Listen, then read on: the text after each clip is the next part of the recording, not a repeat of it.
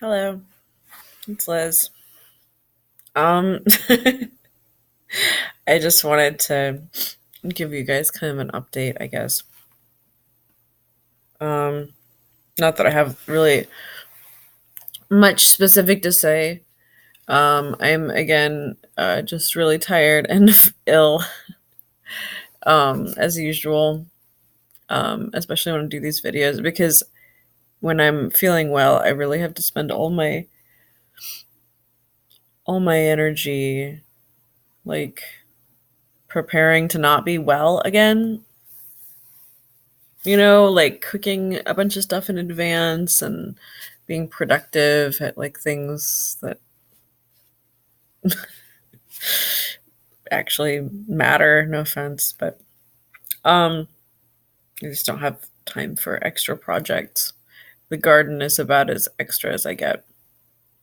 And I like eat out of the garden. Like I need the garden. So anyway, yeah. Um so yeah, not feeling well. And also like my husband took our daughter to his mom's house for a few hours, and I was thinking I'd try to be productive, but I don't have the energy for that to seem like a good use of my time. So I'll just be completely worn out, and then she'll come back and I will be too worn out to take care of her. So that doesn't make sense. So I'm doing this. I really wish I had like come up with something really specific to talk about. There's plenty of stuff I'd love to talk about, but like don't really want to get into because I don't have a fully worked out argument to present. And I know how people like to be um what's the word? Argumentative, I guess. That's not the word I was looking for, but uh I can be like that. It's fun. But sometimes I'm just tired of it. I just don't like looking around at Facebook lately. There's a few people I can always count on to say something that's really interesting or to bring up things that are deep, non-obvious, non not just sort of like regurgitating talking points or sort of reductionist memes and mostly it's just trash. Like mostly everything everyone talks about is just trash. I can kind of like empathize with why they think that it was like a good thing for them to say or whatever, that they thought it was clever, or they thought it mattered or something, but just most of it's just such trash. It's just so low level in terms of thought. And I think it's mostly just that people want to feel like they're smarter than somebody, which, that's kind of the mark of somebody who's not very smart because people who are really intelligent, who are really intellectually gifted and deep, they're interested in exploring things. Um, you know, they're interested in actually like challenge things that challenge them, things that they can't just wrap their heads around or come to a um make some sort of quip about. It's not just intelligence isn't a collection of clever clapbacks. I feel like that's like most of what the internet is. It's disappointing, especially when I think people could do better. There's some people I'm thinking of in particular on Facebook and here on YouTube that I really think could do better. And they're choosing they're choosing to take a really easy route and please their crowd and get likes and viewers, because they know they can. But they're just being lazy. It's kind of pathetic. Most of them I can excuse. Some of them are younger than me. The person I'm thinking of on YouTube is younger than me, so I can excuse his desire for viewers and his pride and his clearly unacknowledged and unexamined biases and feelings that play into why he's taken the positions that he's taken, as though they're just totally rational. Whatever. But some of the people I'm thinking of are like way older than me, and it's just kind of a bummer. Like, this is what you've I know. I'm like vague tubing because again, I don't really want to start any of these arguments right now. Like, I don't have the brain power to follow through. And like, there's kind of this very sophist notion that if you can argue your way through a point, if you can win a debate, or at least appear to win a debate, because that's really kind of depends on your audience largely, like who wins, but that means you're right. And if you can't or don't argue a point, that means that you're wrong. And that's incorrect on so many levels. Like, this is not really how things work. Especially when you're talking about things that like if you really dig into them, are really deep or subtle. Where you start dealing with subtleties philosophically and materially, and in terms of people's experiences, in terms of morality,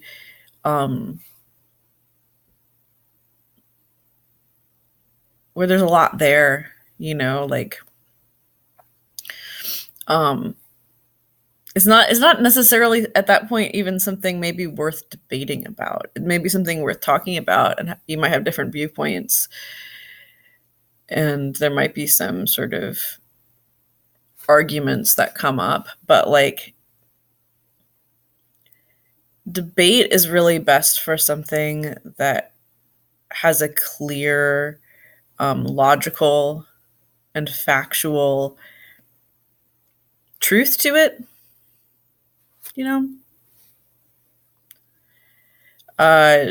Debating things that are really rich and nuanced and complex and subtle,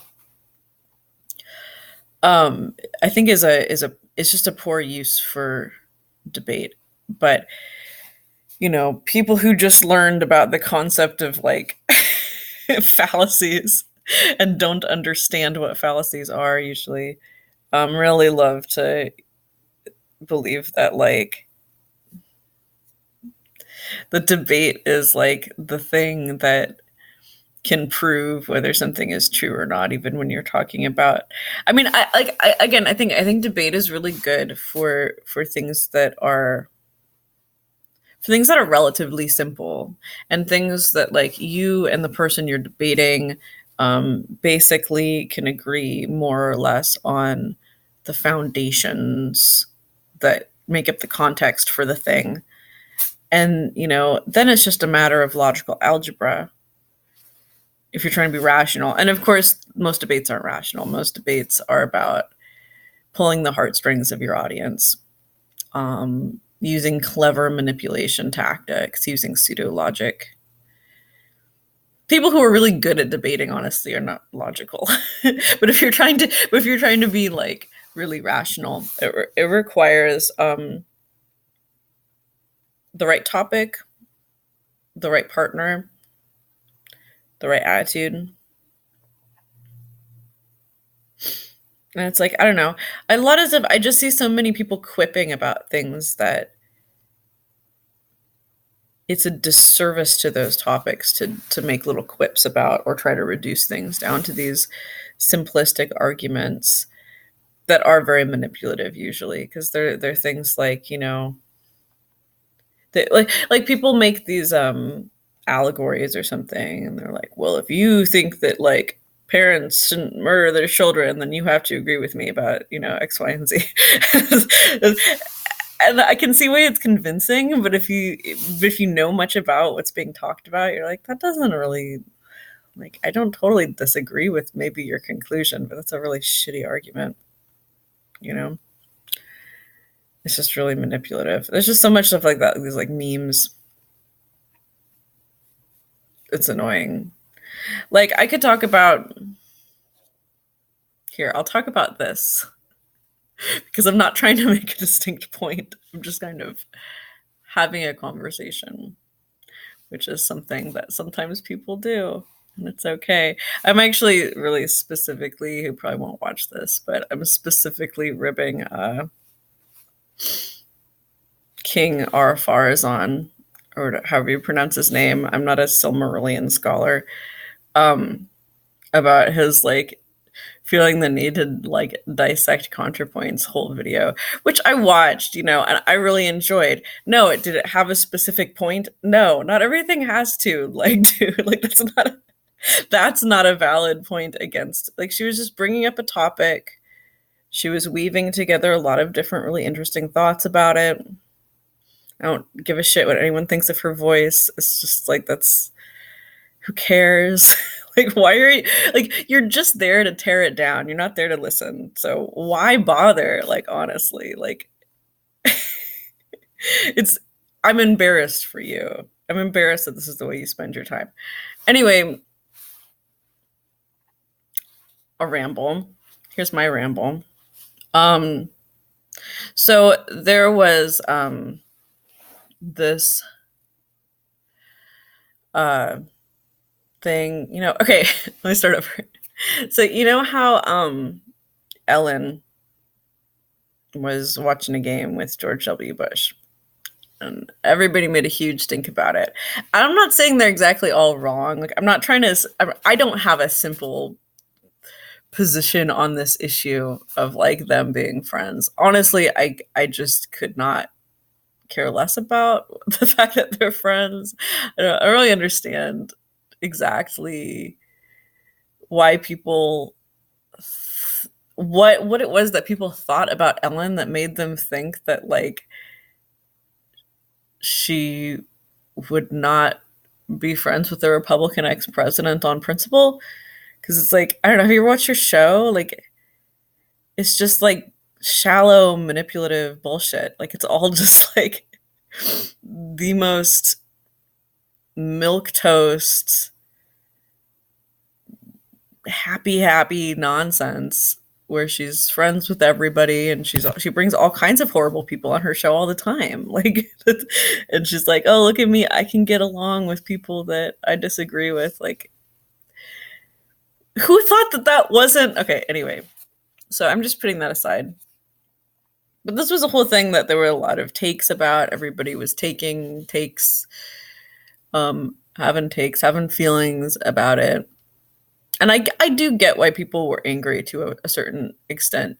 Not specifically because of her. I don't really get why people would care specifically about her, but like, I get why people would be frustrated overall with the general narrative about George W. Bush and his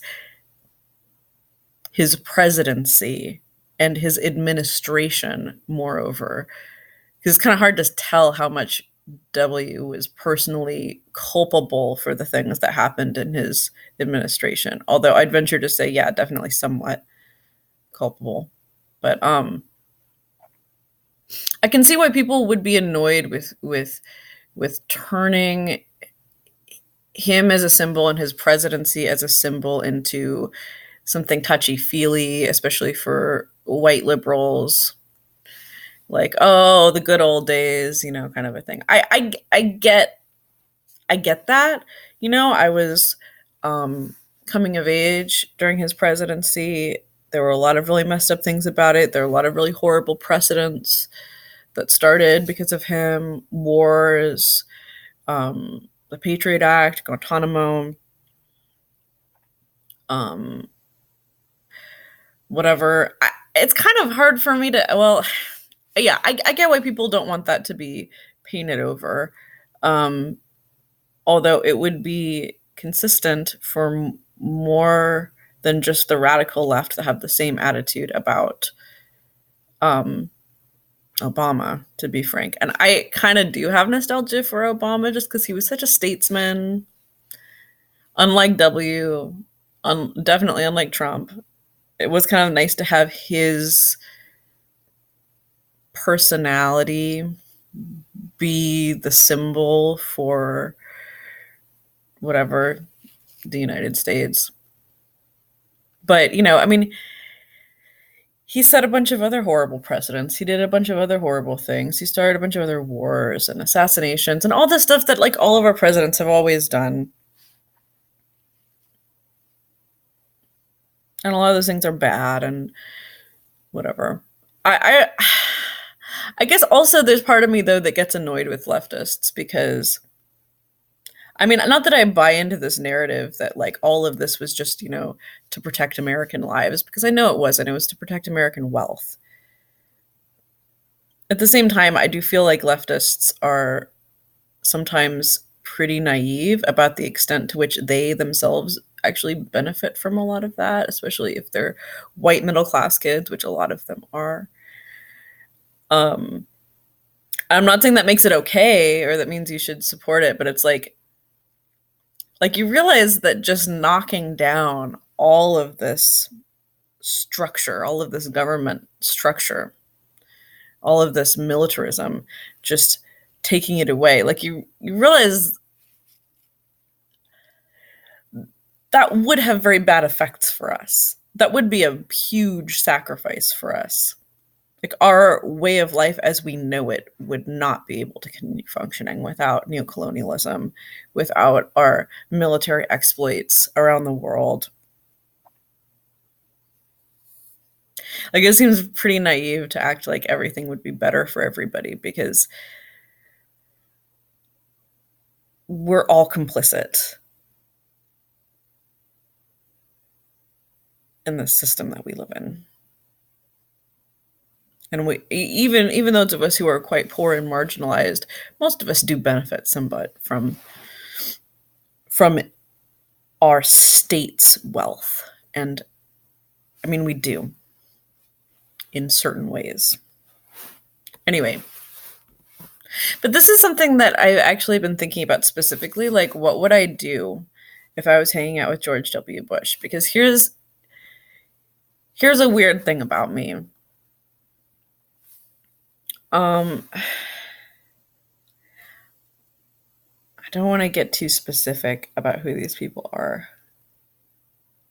But let's just say I am very closely connected through my family. Not that I didn't grow up with this immense amount of wealth, but now I am very connected to some people through my family who are very wealthy, who are specifically connected with the Bushes, who know the Bushes personally. And I have thought about this because these people are they were not what I was expecting from fabulously wealthy people. And it's still my perspective that their money is mostly ill-gotten gains, that it shouldn't be hoarded or protected. But at the same time, it's like I'm not really in a position, like me coming to the dinner table and like shouting about that isn't going to accomplish anything except them not liking me. So I don't do that. I just sidebar. I'm also super annoyed by the leftist convention that like you have to always call everything out. Like, I mean, I do think people tend mostly in the other direction to like not call things out when they should, But there's also times when it's like who benefits from this exactly? It's just self-righteousness. That's all this is. It's like your ego benefits from this and nothing nothing else. And that's how I feel like in this situation. It would not benefit me to like be shrieking like a banshee about, you know, wealth hoarding to these people, especially since, some of them actually are quite generous and keep a fairly small amount for themselves proportionally of their wealth. Of course, some of that is going to support sketchy politics. But again, okay, these people are like, they're super, super like kind, humble, thoughtful. I mean, I think they have some very wrong ideas about how to make, you know, positive differences in the world or whatever. And I'm sure that their self interest is entangled with their good intentions. But for the most part, like as people, they're actually like way better people than a lot of the people I know. They're really good people. And I found myself really liking them personally. Now, of course, there's this issue that we sometimes recognize in talking about systems of oppression and sometimes don't, which is that, you can be, as people go, a pretty good person with good intentions, and not be somebody who's like personally wishing people ill, somebody who's trying to do good in the world. But if you're given a lot of power and money and privilege, it becomes increasingly difficult to not have some very negative effects on relatively large amounts of people. Probably people you'll never meet, probably people you will never have to know anything about, but your choices in terms of consumption, in terms of politics, are going to affect more and more people the more power you have. And so these people were just kind of born with a lot more power than most of the rest of us are. And I feel like as people, they haven't done a terrible job managing it. I don't know if I'd do better, to be real. So I don't hate them, which was surprising to me. But so that made me wonder, like, what would I actually think about George W. Bush? Like, what would I actually think about sitting down with him? Like, if that happened for some reason, that I was having dinner with George W. Bush, like, would I ask him about his decision to go to war in Iraq? Would I ask him about the Patriot Act? Would I find would I get angry? Would I politely probe? Would I just freeze up? I really don't know what I would do, and I don't know if I would find myself being. I mean, I think he's kind of charming, personally. This is what I've heard. So, would I find myself enjoying his company and not thinking about any of those things? I really don't know, and I don't know if there's a right answer. I think people are very quick to assume there is.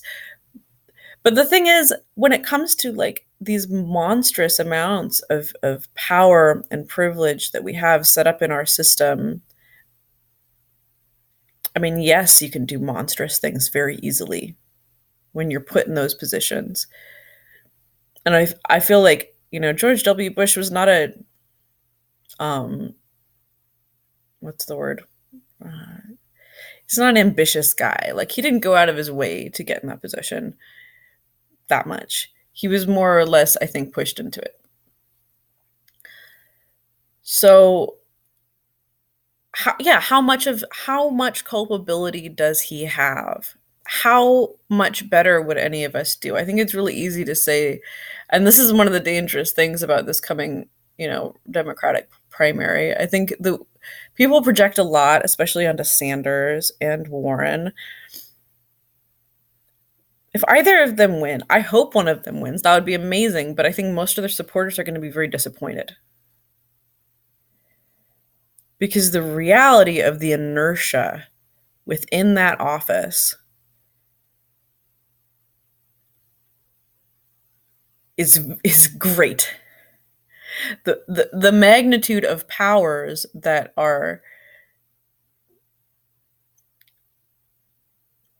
put pressure on the Oval Office to do things a certain way, and the inertia behind continuing to do them more or less the same way is huge. There are certainly, I assume, many invisible forces that I can't even really that I don't know about specifically what they are, that would limit a president like Sanders or Warren from doing most of the things that they, I think, genuinely want to do. And there's the ones we do know, like all of the lobbies, all of the parties themselves, the intelligence communities.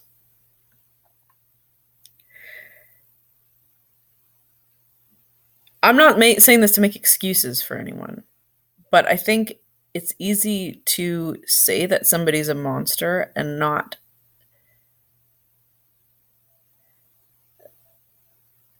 and kind of give them too much credit for the extent to which the greatness, the vastness, and the power of the system that we live in to continue doing what it does.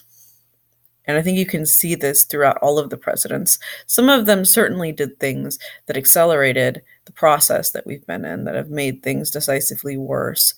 But none of them, and I think, I don't know, I'm of the opinion that I can't back this up with anything. It's just my vibes, but I do think Obama had some. I do think he wanted to make more changes than he did, and I do think his hands were relatively tied. It's a lot easier to make things worse than it is to make them better, because the bad place that America's heading is downhill. I mean, it's easy to get there even faster than we're getting because it's downhill from here. It's where things were always heading. That's where we're going. We've always had an unsustainable system. We've always had a system that was based on a lack of foresight and greed. We are experiencing the ultimate expression, whether they knew it or not, of what the founding fathers put into place. I think some of them did kind of know it. Things have been heading this direction for a very long time. And so, yeah, it's easy to speed up the process. Halting it, I think, is almost impossible. Reversing it, that's just not going to happen, not within the system. It's going to have to collapse first. And I don't have the same rosy prospects that a lot of leftists do about that either. I don't think what comes after this is going to be better. I think it will be worse. I don't know what it will be. In the meantime, it'll be a failed state. And I don't think people have a very realistic idea of what that is going to look like. But that's where we're headed. We're on a collision course for that.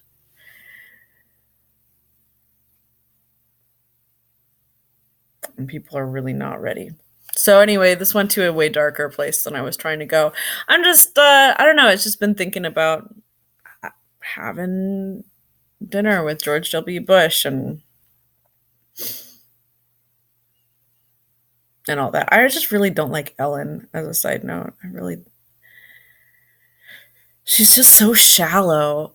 I just can't believe that anybody expected her to, like, what? Like, speak truth to power? Like,